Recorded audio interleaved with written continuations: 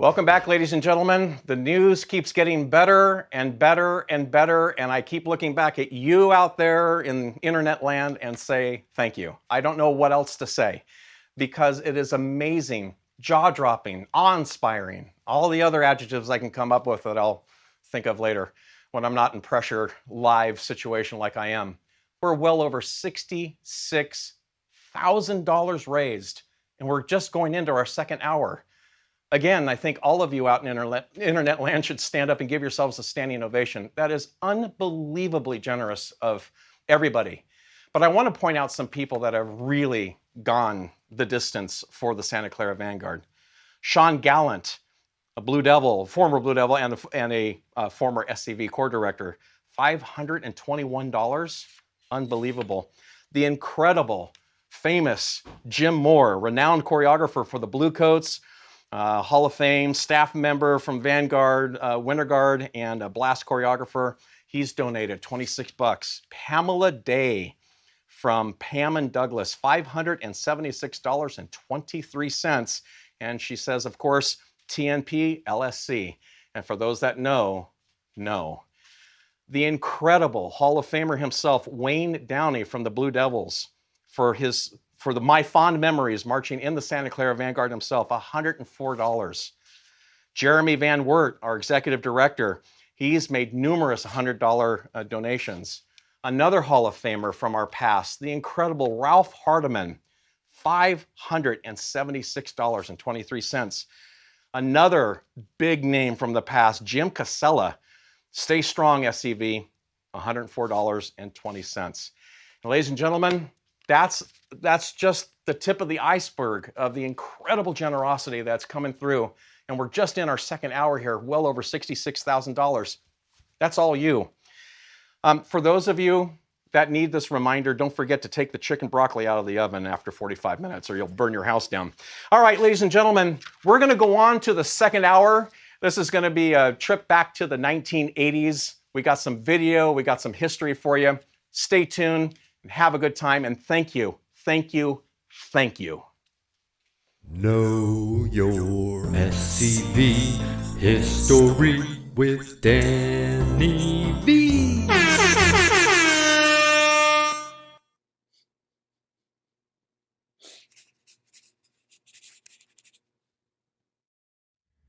I'm Dan Vanetta. I joined the Corps during its formation in the summer of 1965. Our first event was to take a bus to Vallejo to watch a Drum and Bugle Corps competition. We saw several corps, including the Joaquin Caballeros and the Richmond Hawks. It was pretty exciting. We then started learning the difference between our left and our right feet, marking time and stepping off into a march and then coming into a mark time. We then started playing and marching together. Our color guards started learning how to mark time, to holster their flags, to present arms, and unholster their flags. Some of our majorettes started learning the difference between twirling a baton and spinning a rifle. We then started marching together. We were now ready to march in parades. Late in the fall of 1965, we began learning a field show to compete in the 1966 season. We gained a few more members and instructors in Dan Barkley with percussion and Joe Martinez instructing us in marching and color guard. Both had been members of the Richmond Hawks. During this period, we were sponsored by the Sunnyvale Sparklers Parent Association, who also sponsored a drum and bell corps and a majorette corps called the Sparklers. These had been their primary groups and held most of the attention of Mr. Elliott, being the director. With the Drum and Bugle Corps becoming larger and gaining more attention, it began putting a strain on their organization. Beginning in the fall of 1966, we started the 1967 season, and we had an influx of new members from San Jose State who knew how to play brass instruments and only had to learn how to march. We were, of course, an all-age corps, as a couple of members were over the age of 21, and not traveling outside of California meant that the rules did not have to be completely followed. In 1967, we heard that the Parents Association was considering not sponsoring us anymore.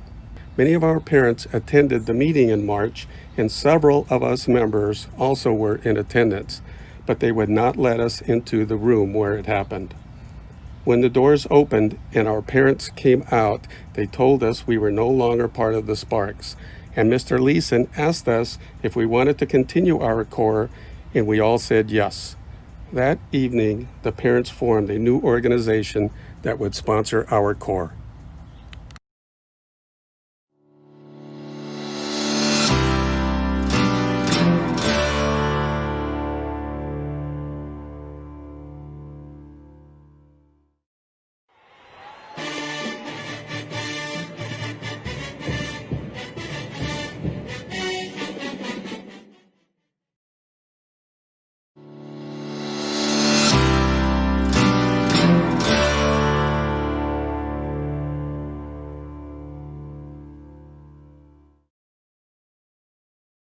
Well, ladies and gentlemen, it is my pleasure to welcome front and center the legend himself, Santa Clara Vanguard Hall of Fame member, DCI Hall of Fame member, PAS Hall of Fame member. Let me see, a couple of Grammy Awards, the Sabian Lifetime Achievement Award. We could go on like this for the whole night.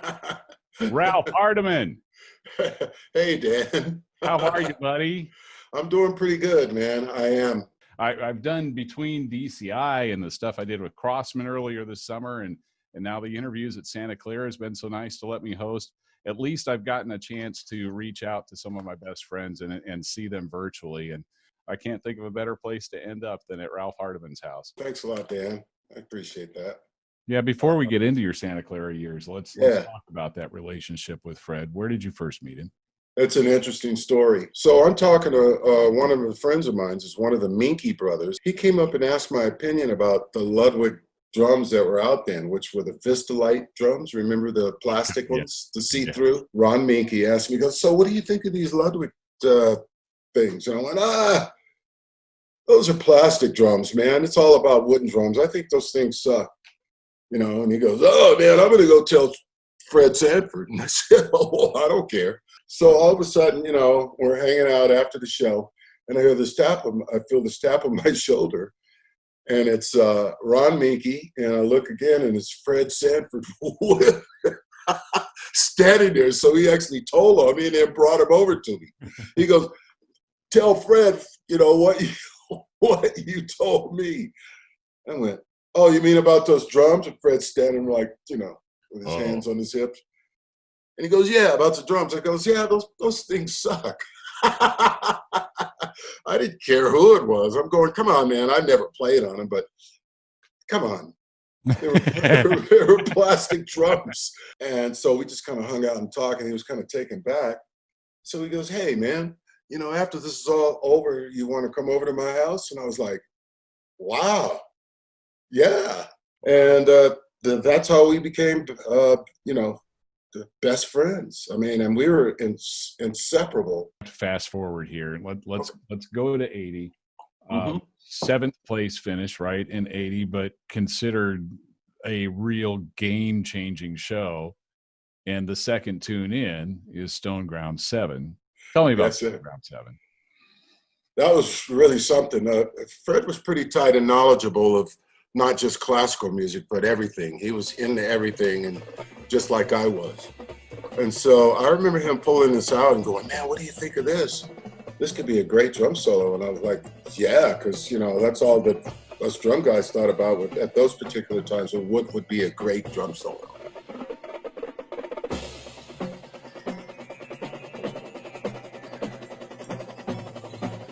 What is your most cherished Vanguard memory? Well, I'll have to say, you know, there's many, but the one that's on the tip of my tongue right now is 1981. We're practicing, we did this run through, the Young Person's Guide to Orchestra came up, and the magic happened. I mean, we saw a lot of magic with that piece, but there was something going on that I had never experienced before in my life. And I'm next to Kurt Moore. He's standing next to me, and we get to the 2 against 3 section. It was like the storm came up because everything clicked. The core's in 2 different meters. The rifles are spinning at this meter. The feet are moving like this. The feet are moving like this. All the stuff is building, and it just turned into a storm, and everything got blurry. And I remember turning my head to Kurt and going, "Kurt, are you experiencing this?" And he goes, "Yeah, it's like a storm." And we just lost it. We started screaming and yelling. The Corps has never, ever, ever been that good in young person's guide. It was perfect. I mean, it was good in finals, but it wasn't like this. The word Vanguard really has special meaning to you, right? And it Yes. defines the Corps, its music, its productions, its members. Give me a little improv on the word Vanguard. Well, I didn't really know what it meant until I came over to the Corps, and I decided to just look it up and see what it meant. And it was like the forerunners, the leaders, producers of something new, and blah, blah, blah. And I was, wow, that makes sense. I wonder if that's the way Gail Royer and Pete Emmons and Fred looked at this thing. I know I did, and I certainly talked to all of my drummers about that, and that was incredibly important to me.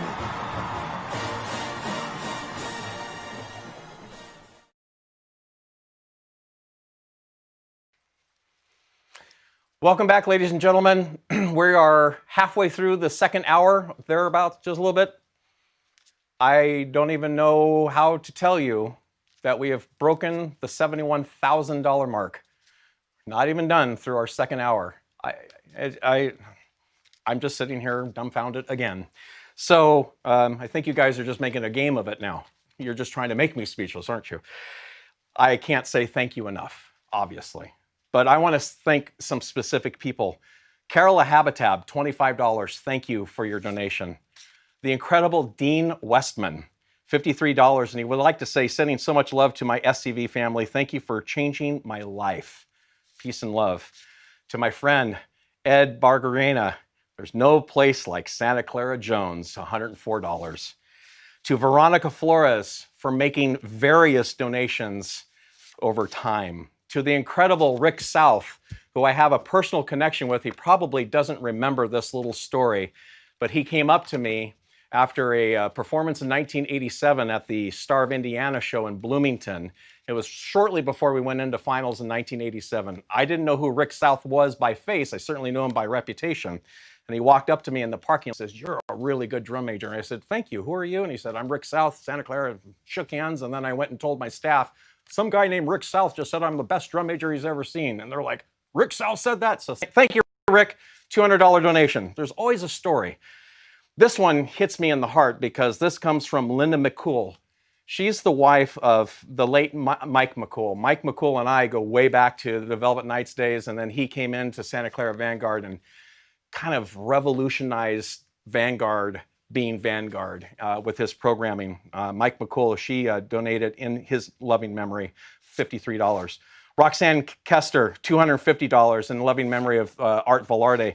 Jeff Leeson, $159. Jose Garcia from the Symbol Line, both from the Cadets and the A Corps. Thank you, Santa Clara, for believing in me. Thank you for everybody and your donations. I really appreciate it. There are a variety of ways in which, of course, you can help us. Obviously, these donations are certainly helping us. But you can always go directly to scvvanguard2020.com and make a one-time donation. And if you donate over $53, we'd love to give you one of our gifts while supplies last. But maybe even more fun is something called the peer-to-peer fundraising aspect of our program, which is where you can start your very own fundraiser for the Santa Clara Vanguard. You can do it right now. All it takes is 3 easy steps. So the idea behind peer-to-peer fundraising is the idea that your friends and family are more likely to give to you than they are to an organization, especially if you don't have people that are involved in the drum corps activity. So if you set up a fundraiser on behalf of the VMAPA, any money that goes into your individual fundraiser goes directly into the Front and Center campaign. Now, what I did on Facebook on my PC was I just created a posting, and then I referenced the website that I just said, and then Facebook actually prompted me, "Do you wish to add a donate button to it?" And I did.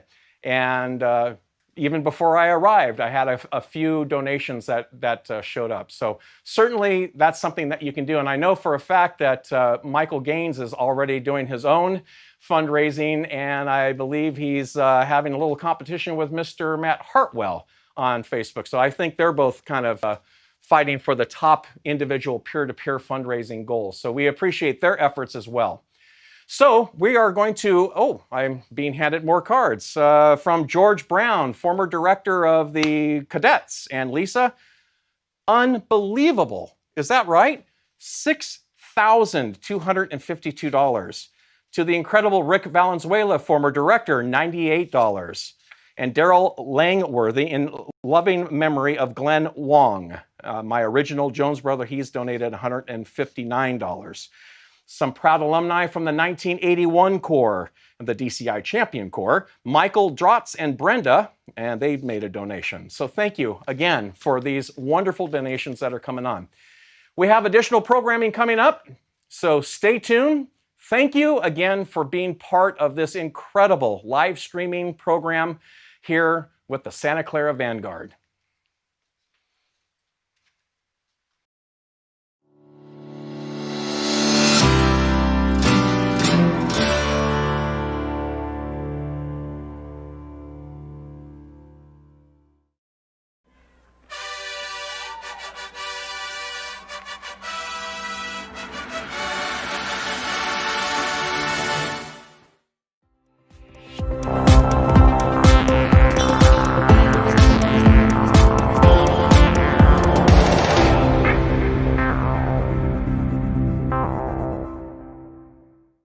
Hi, everyone. Thank you for joining us for this conducting segment of the Front and Center Virtual Gala 2020.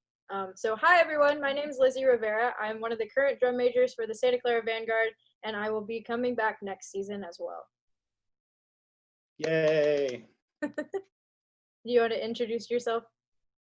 Yeah, I'm Gary Butera, and I was in the Corps from 86 to 89, and I was in the podium, the back podium in 88 and the front podium in 89.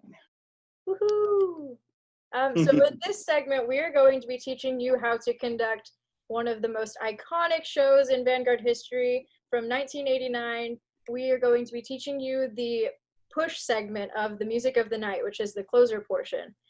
So through here, we're going to teach you a few of the basics of conducting. It'll kind of help integrate with what we're going to be showing you in a little bit with the score and with the music. So if we want to go ahead and let's start off with a basic 4/4 pattern. So for a 4/4 pattern, we will have something that looks like this. So you'll go down for 1, then you'll rebound, come in for 2, go back to that point, make almost a V shape. That'll be 3, and then come back in and down up for 4. So I'll do that a little bit slower and count it for you. 1, 2, 3, 4, 1. So go ahead and try that on your own just a few times. Isn't that called an ictus? Yes, we have our ictus. You want to talk a little And bit? and for you guys, it's all in one spot, correct? Yes. It seems like that's how you're doing it. Okay, that's very good. Yes, so like Gary was talking about, we want to make sure that we come back to the same spot every single time that we hit. So if you're practicing and you have a flat surface somewhere, maybe if you want to put some sticky notes to keep as a checkpoint for yourself, that's a really good tool. Or a mirror, same thing with like some sticky notes. That's a great way to check where your patterns are overall. And we did that back 30-something years ago, too. I used to use a tabletop to do that in practice to make sure you're on a level. Now, when I was in the Corps, we had a very small podium. It wasn't the huge scaffolding we had now. So for when I did it, it had to be, your pattern had to be above your shoulders, or above your chest, excuse me, and out. Now it's more like this because you have a nice big podium, but back then it was pretty small. So we had to have everything up and out so they can see you from the back. Oh, that makes a lot more sense. I didn't think about the differences of that. Let's see, a 3 pattern, that is something that'll come up just a little bit through here. It'll be something like this. So we'll go down for 1, and then rebound, go out for 2, come back in, up for 3, and down, back to 1. A little bit slower, it looks like this. 1, 2, 3, 1. and then a 2 pattern. So in here we have something called cut time. So that's where we think of it as half of what the duration is regularly. So we have common time and cut time is what most pieces come to when we have drum corps music. So common time is normal 4/4 is what we think of. So you'll have 4 beats in that measure. So when we're talking about a 4/4 measure, you'll have 1, 2, 3, 4, 1, which is the little C with the dash in it. You'll just conduct 2, and that'll look like this. You'll go down, out, down, in, up. A little bit slower, it looks like this. 1, 2, 1. So go ahead and try that on your own a little bit. So do you want to tell us a little bit about the overall vibe of that season and how it felt to be leading a drum corps that was so successful with everything that happened during that season? Yeah, sure. It's funny because people ask about, being a drum major. I always say it's like being able to drive a Ferrari, right? Just the power in front of you. It's really awesome. And to be responsible can be intimidating at times, but it was just so rewarding.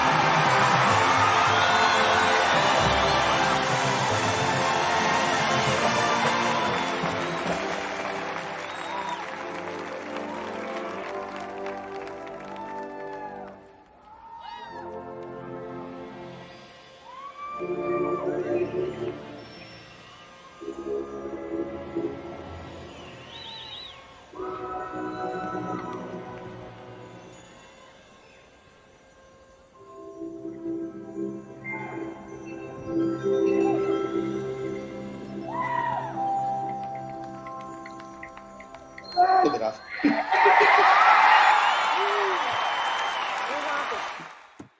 But just the way the modern corps played, it was awesome. It's really cool that today's corps keeps those traditions alive of playing some songs from the past, and it's really cool. Yeah.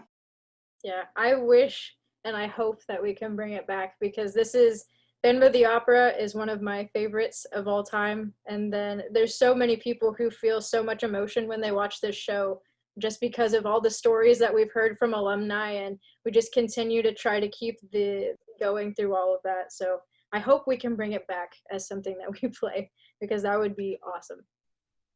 Well, all the things that you guys have played that are just really cool, back the 80s tunes and the 70s tunes that you guys kind of pull out is really awesome. So us old folks appreciate it too. Yeah. Well, thank you so much for joining me for this.